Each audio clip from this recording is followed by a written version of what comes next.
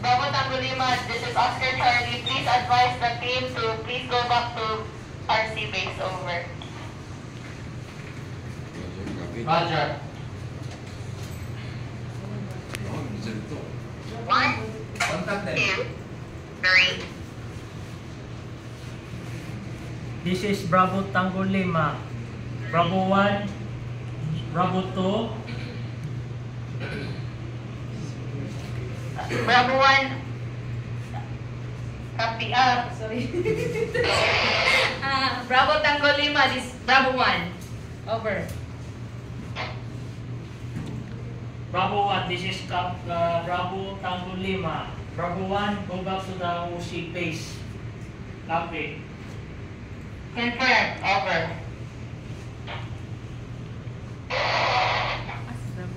Bravo 2, this is Bravo Tango Lima. Go back to your base on the OC. Over. Bravo Tango Lima, this is Bravo 2. Returning to base. Thank you po. Goodbye, Roger. May inom-inom kape yung base na lang. Inom kape. Ano ba? Relax lang. Kalma lang ba? Ano na. It's cool. Alright. Something you need to take note of. There's a PAR, no? Personal Accountability Report. If sinakay injury sa imong kuan, you have to report to the team leader as you are about to returning to command post mo, no? All personnel accounted for, no? So pwede ka pwede sa mo request kung PAR, kung ingon lang kag PAR, ini kumpleto ka tao, no? Pero kung kulang, so I have one missing person pa, so I will wait for my kauban, no? Pero the moment singon kag PAR, kumpleto yan, no? So PAR, returning to command post. Then, pag return na nila ka lahat sa iyo, then you report to OC, sabihin mo, we're returning to base PAR. PAR means everybody accounted for na yan. Okay? Including resources yan. Sometimes it's also called personnel asset report. Kasi sometimes in the field you have to deploy some asset.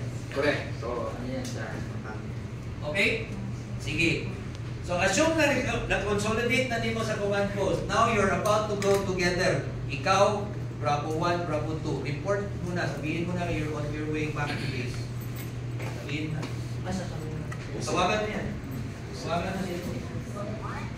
Kasi nandun kayo sa Lagumlong, kasi niyapin mo sa talay, nagkaungkaon mo sa susuan.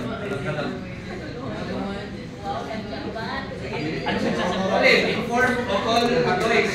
Inform them that you're all going back home na. And then PAR na yun, meaning kompleto kayo, lahat.